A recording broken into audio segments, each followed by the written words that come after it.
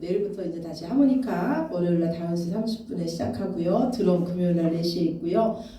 토요일날 4시 우리 교회 청소하고 오늘 예배 후에 오늘은 지난주 우리 마가복음 읽었습니다. 오늘은 마태복음 읽었고 오늘은 마가복음 함께 예배 후에 함께 통독하시겠습니다. 우리 하나님 말씀 보시겠습니다. 하나님 말씀은 요한복음입니다. 요한복음 12장입니다.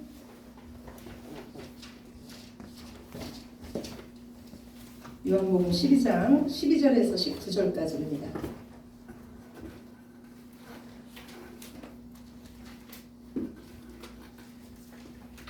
요한복음 12장 12절에서 19절까지 말씀. 제 생명책으로 167쪽입니다. 신약성경 167쪽입니다.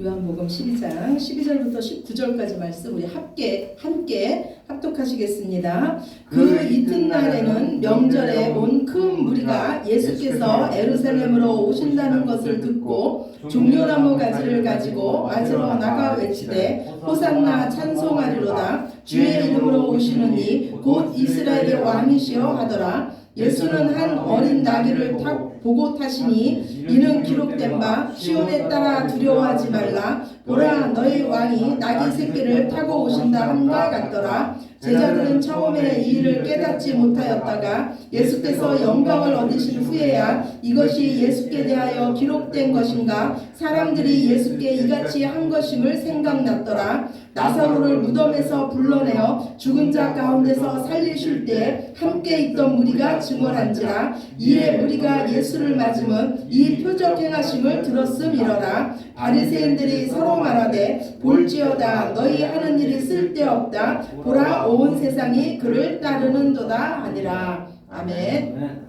예, 제가 오늘 말씀을 준비하면서요 예전에 읽었던 그 톨스토이의 단편집 중에요 사람에게는 얼마나 많은 땅이 필요한가라는 그 글이 생각났습니다. 그 줄거리는 이렇습니다. 도시에 사는 언니가요 시골에 있는 동생을 찾아왔어요. 그래서 동생에게 도시 생활을 자랑을 합니다. 그러자 이 동생도요 그 언니에게요 시골 생활이 얼마나 여유롭고 좋은지 시골 생활에 대해서 서로 자랑을 합니다. 그런데 이 이야기를 듣고 있던 그 동생의 남편 파음이 말합니다. 우리는 어릴 때부터 땅을 파먹고 살아왔기 때문에 어리석은 유혹에 빠질 틈이 없어요. 하지만 단 한 가지 안타까운 것은 항상 땅이 부족하다는 거예요. 땅만 많다면 세상에 무서울 것이 없어요. 악마라도 무섭지 않습니다. 그런데 이 남편 파음의 말을 악마가 그 뒤에서 듣습니다. 그리고 의미심장한 미소를 지으면서 중얼거립니다. 좋아, 그럼 한번 겨뤄보자. 내가 땅으로 너를 꼼짝 못하게 하겠다. 어디 한번 나와 붙어보자. 내가 너에게 땅을 넉넉히 주지. 그리고 그 땅으로 너를 유혹하고 말겠다. 마침내 그랬는데 그 마을에 있던 지주가 땅을 팝니다. 파음은요 자신이 가진 돈으로요 살 수 있는 만큼 땅을 다 삽니다. 기분이 아주 좋았습니다. 그런데 그 땅 때문에 분쟁이 생기고 어려워졌습니다. 그래서 이 파음이 가졌던 이 기쁨은 오래가지 못했어요. 그런데 어느 날 이 파음에게 다시 놀라운 소식이 들립니다. 새로운 땅에 대한 소식이 들린 거예요. 그 곳에 있는 그 주민들은요 양같이 순해가지고 땅을 거의 공짜로 준다는 거예요. 그래서 파음은 그곳을 수소문해서 드디어 그 마을에 도착을 합니다. 그런데 듣던 대로 그 마을 사람들이 얼마나 착하고 순한지요. 이 파음에게 빵과 우유를 대접하고요. 선물을 주고 싶다고 말합니다. 그런데 그러면서 또 말을 하기를 우리들이 가지고 있는 것 중에서 마음에 드는 거 있으면 한 가지를 말하라 그래요. 그때 파음이 뭐라 그랬습니까? 나는 당신들이 가지고 있는 땅을 갖고 싶습니다. 그러자 그 마을의 주민들이 말합니다. 어느 땅이든지 당신이 손가락으로 가르치는 곳은 당신 것이 될 것입니다. 파음은 신이 났습니다. 그리고 그 다음 날이 됐어요. 그런데 마을 이장이 말합니다.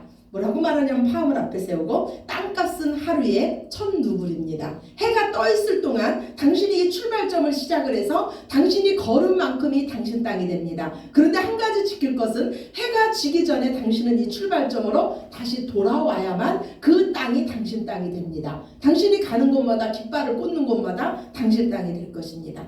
파음은 신이 났습니다. 그리고 마침내 새벽에 그 출발점에서 달리기 시작을 합니다. 땅을 얻기 위해 멀리 달립니다. 더 많은 땅을 얻기 위해 쉴 틈 없이 달립니다. 이 파음이 달리는 모습을 보고 악마는 의미심장한 미소를 짓습니다.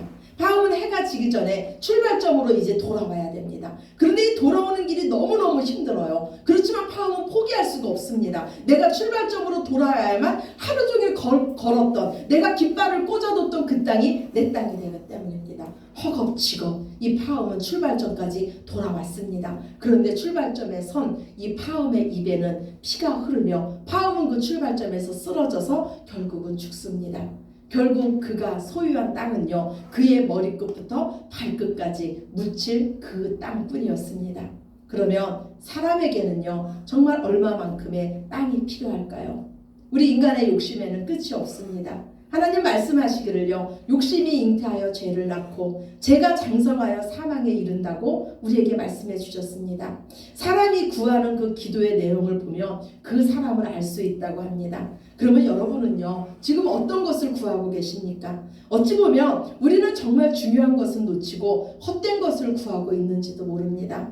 저희 아이들이 어렸을 때요, 저희 가족과 다른 옆에 있는 가족끼리 물놀이를 갔습니다. 계곡으로 물놀이를 갔는데요, 저희 아이들이 그 물속에서 공을 갖고 놀다가 공을 놓쳤어요. 그런데 저희랑 같이 갔던 지인분이 물속으로 들어가는 거예요. 그러면서 수영을 합니다. 그랬는데 그 공을 구했습니다. 공을 건졌는데요, 그리고 나서 수영을 하는데 그 자리에서 나오지를 못하는 거예요. 수영을 하는데 계속 그 자리에서 맴도는 겁니다. 한 손에 공을 잡고 한 손으로 수영을 합니다. 그분의 얼굴은 점점 창백해져 갖고 그분은 점점 지쳐갔습니다. 우리는 물가에서 그분을 지켜보고 있었는데 그때 제가 그분에게 소리를 질렀습니다. 손에 있는 공을 놓으세요. 그 공을 버리세요. 그러자 그분이요, 손에 있는 공을 놓고 양손으로 수영을 하기 시작하자 그 회오리 같은 물속에서 그분이 탈출했습니다. 우리는요, 어찌 보면은요, 마땅히 빌 바를 알지 못할지도 모릅니다. 우리는 우리 삶에 진짜 유익한 건지, 유익한 것이 무엇인지를 모르는 존재입니다. 그래서 우리에게는 하나님이 필요합니다. 어쩌면 내가 진짜 중요하다고 잡고 있는 거, 내가 진짜 중요하고 귀하다고 구하고 있는 것이 나를 사망으로 끌고 가는 그 공일지도 모른다는 생각이 들었습니다. 오늘 예수님은요, 드디어 예루살렘 성에 입성하십니다. 예루살렘 성에 입성하시는 그 예수님의 모습을 보고 유대인들은 환호합니다. 호산나 찬송하리로다. 주의 이름으로 오시는 이 곧 이스라엘의 왕이시여. 예수님은 우리의 왕이십니다. 우리를 구원하소서라고 이들이 외치는 겁니다.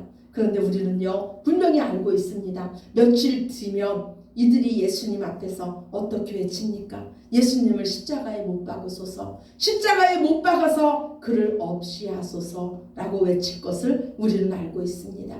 이들이 예수님을 향한 기대가 무엇이었기에 이들의 마음이 이렇게 쉽게 변할 수 있었을까요? 우리는 예수님의 이름으로 날마다 기도합니다. 그러면 만약에 저와 여러분이 드리는 그 기도 내용이 예수님 앞에 걸러진다면 정말 어떤 기도 내용만 하나님 앞에 올라갈 수 있을까요? 오늘 우리의 기도 내용도 어찌 보면 이스라엘 백성처럼 강한 나라를 구하고 힘을 구하고 있는지도 모릅니다. 우리 힘으로 살아보겠다고, 하나님도 강한 것을 주십시오라고, 호산나 우리를 구원해 주십시오라고 구하고 있는지도 모릅니다. 그러면 우리를 향하신 하나님의 뜻은 무엇입니까? 오늘 주보 첫 번째 말씀입니다. 시편 20편 7절 말씀입니다.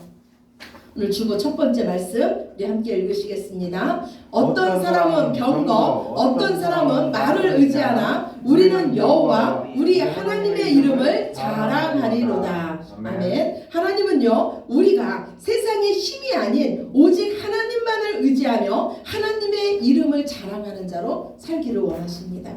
우리는 이미 예수님과 함께 사는 자들입니다. 예수님을 따라가는 자들입니다. 저희 교회는요, 지난주에 예배를 마치고 마태복음을 읽었습니다. 그런데 마태복음을 읽는데요, 하나님께서 저에게 계속 들려주시는 말씀이요, 나를 따르라는 거예요. 저는 생각했어요. 제가 이미 예수님을 따른다고 생각했는데 예수님을 왜 자꾸 나를 따르라는 말씀을 또 내게 주시는 걸까? 그런데 제가 오늘 본문 말씀을 준비하면서 그 답을 얻었습니다. 예수님은 말이 아닌 나귀 새끼를 타고 예루살렘 성에 입성합니다. 저에게는요, 말을 타고 세상에 자랑하고 싶은 마음이 여전히 제 안에 있습니다. 그런데 예수님 저에게 말씀하시기를 나는 마음이 온유하고 겸손하니 내게 와서 배우라고 하십니다. 예수님의 겸손은 하나님 앞에서의 겸손입니다. 오직 하나님 말씀에 순종하는 겸손입니다. 예수님은 하나님 말씀에 예언된 대로 나귀 새끼를 타고 예루살렘 성에 들어가고 계십니다. 오늘 주보 두 번째 스가랴서 9장 9절 말씀입니다. 네, 함께 보시겠습니다. 시온에 따라 크게 기뻐할지어다. 예루살렘에 따라 즐거이 부를지어다. 보라, 내 왕이 내게 임하나니 그는 공의로우며 구원을 베풀며 겸손하여서 나귀를 타나니 나귀의 작은 것 곧 나귀 새끼이니라. 아멘. 지금 예수님의 모습을 보세요. 나귀 새끼를 타고 예루살렘 성으로 들어가고 계십니다. 지금 예수님의 모습은 누구도 부러워할 모습이 아니고 누구도 흠모할 모습이 아닙니다. 그런데 예수님은 오직 하나님의 말씀에 순종해서 나귀 새끼를 타고 예루살렘 성에 들어갑니다. 그러면 예수님을 따라가는 우리 성도의 삶도 그렇다는 겁니다. 우리 예수님을 믿는 우리의 삶도요, 세상 사람들이 결코 우리를 부러워하지 않습니다. 우리의 삶은 세상의 자랑과는 거리가 멉니다. 그래서 예수님 말씀하시기를 우리가 가는 길에는 도둑도 들지 않는다고 말씀해 주셨습니다. 그런데 우리가 가는 길은 즐겁습니다. 왜냐하면 우리가 사랑하는 그 예수님과 함께 가기 때문입니다.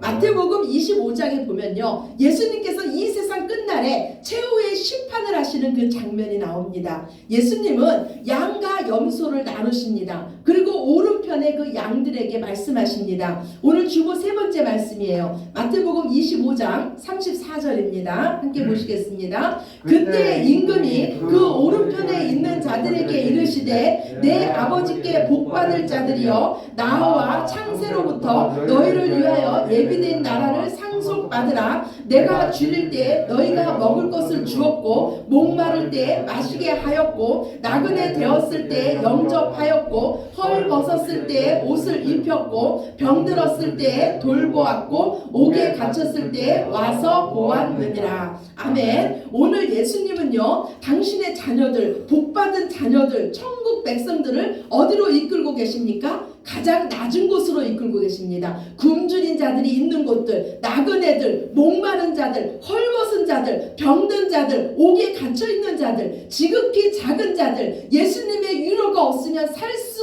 없는 자들에게로 우리를 이끄시고 계십니다. 그러나 우리는 여전히 우리 마음속에는요, 힘 있는 자들과 친구가 되고 싶습니다.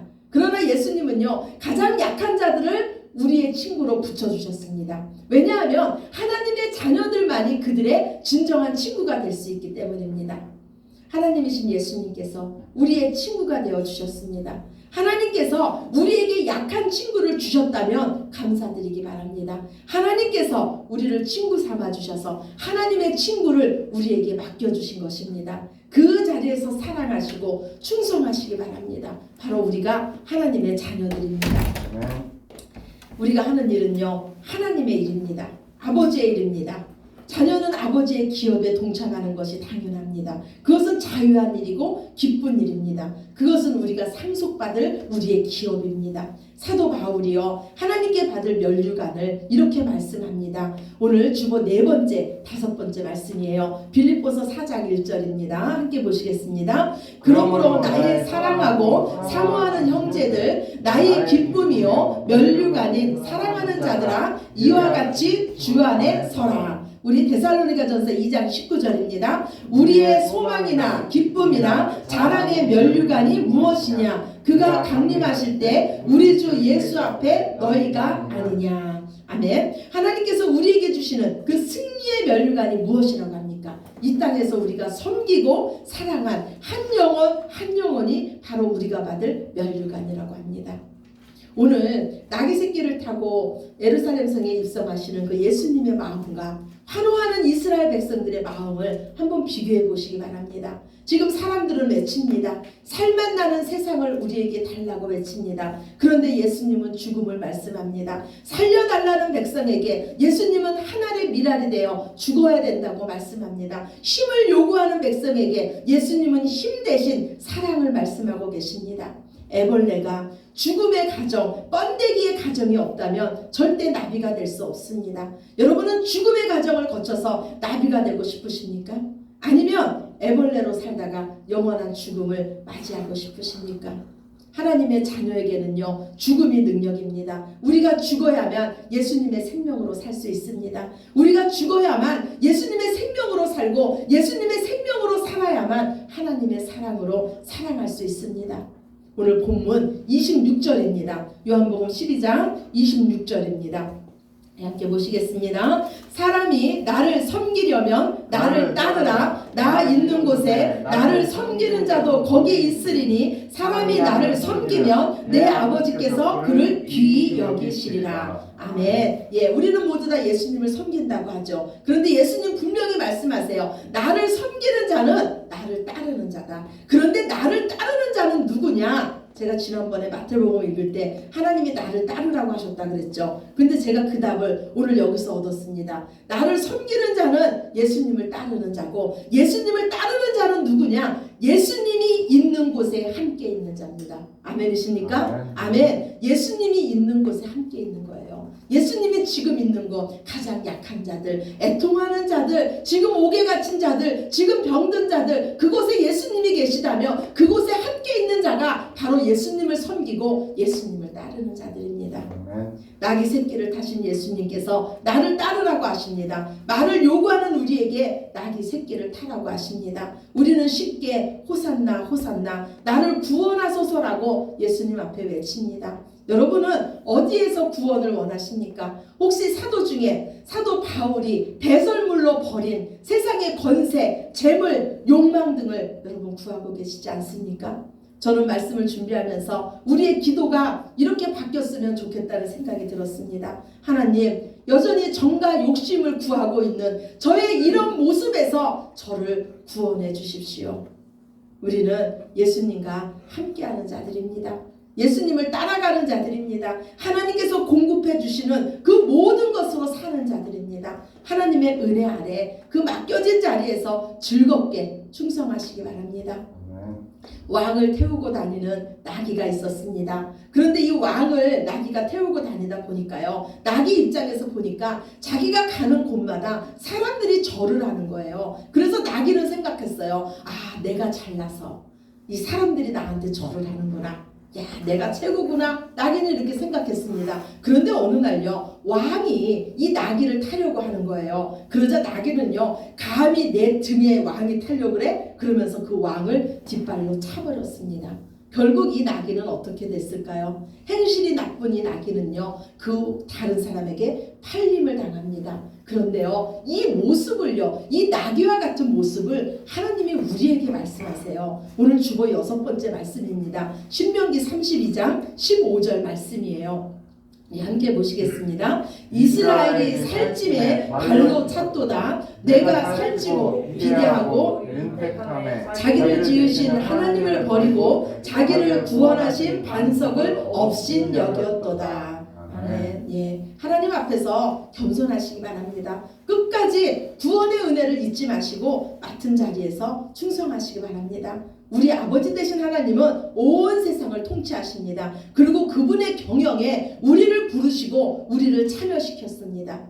아버지께서 하시는 기업에 우리가 들어갔어요. 그래서 아버지께서 하시는 곳이기 때문에 우리는 즐거운 마음으로 참여하는 겁니다. 혹시 실수할 수 있어도 아버지니까 우리를 용서해 주십니다. 이때 우리가 먼저 할 일은요, 우리의 열심보다도 아버지 앞에 나와서 그 아버지의 경영 방침을 우리가 듣는 것입니다. 한 청지기가 있었어요. 그런데 이 청지기에 대한 소문이 안 좋았습니다. 그 소문이 주인에게 들렸어요. 그러자 주인이 말씀합니다. 이제 하던 일을 그만두라고 말씀합니다. 그러자요 이 청지기가 생각합니다. 내가 지금 하던 일을 그만두면 내 노후는 어떻게 살까? 이렇게 생각합니다. 그러자 이 청지기가 자기의 노후를 위해서 지혜를 냅니다. 주인이 베푼 그 장부를 펴고요 말합니다. 주인에게 빚진 자들을 다 부릅니다. 주인에게 빚진 자들을 다 불러놓고요 말하기를 당신 얼마 빚졌습니까? 100만 원 빚졌습니까? 그러면 이 장부에다가 다시 쓰세요. 50만 원이라고 쓰세요. 그러면서 이자를 탕감해주기 시작을 합니다. 그러자요 이 세상적으로 보면은요 이 지금 청지기는요 주인의 것을 더 낭비하고 있는 것입니다. 그런데 주인이 이 청지기가 한 일을 보고 말합니다. 내가 참 지혜롭게 했다라고 하면서 이 청지기를 칭찬합니다. 우리 하나님의 뜻은요 온 세상이 하나님께 영광 돌리는 겁니다. 우리는요 우리가 믿고 의지하고 우리가 따르는 그 하나님이 얼마나 선하시고 얼마나 인자하시고 얼마나 사랑이 많으신지를 세상에 보여주는 겁니다. 우리는 바다 같은 그 주의 사랑을 받은 자들입니다. 하나님은 끝까지 우리를 사랑하시며 끊임없이 우리에게 말씀하십니다. 많은 성도들이 말해요. 우리가 나중에 하나님 앞에 섰을 때 잘했다 충성된 종아 이 말씀을 듣기를 원한다고 말합니다. 그런데 저는 감히 이렇게 말합니다. 하나님은요 지금 우리에게 말씀하세요. 사랑하는 딸아 사랑하는 아들아 내가 지금 너무너무 잘하고 있다. 그만하면 충분하다. 잘했다. 하나님은 우리를 사랑한다고 말씀하시며 이미 잘했다고 말씀합니다. 더 힘을 내서 일어나라고 끊임없이 우리에게 지금 말씀하고 계십니다.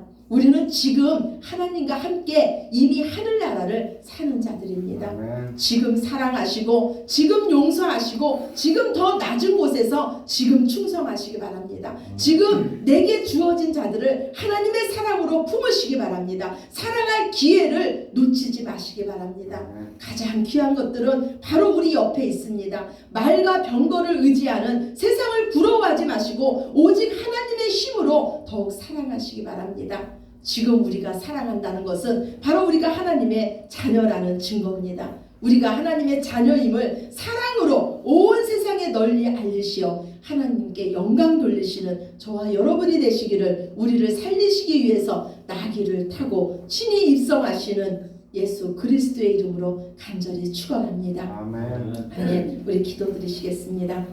아버지 감사합니다. 저희를 사랑해 주셔서 감사합니다. 날마다 우리는 주께 구하기를 세상 사람들이 구하는 것을 여전히 구하고 있습니다. 그러나 하나님은 내가 네 아버지가 아니냐, 무엇을 먹을까 무엇을 입을까 무엇을 마실까 염려하지 말고 내게 나와서 구하고 내가 너희에게 그 모든 것을 다 채워줄 것이라고 약속해 주셨습니다. 하나님 나라와 그 일을 먼저 구하게 하시며 내게 주신 한 영혼 한 영혼을 더 깊이 사랑하게 하여 주시옵소서. 내가 하나님 일을 하면 하나님께서 내 일을 행하여 주실 줄로 믿습니다. 이 믿음 가지고 더욱더 전진하는 우리들 모두 되게 하여 주시옵소서. 감사드리며 사랑이 많으신 예수님 이름으로 기도드렸습니다.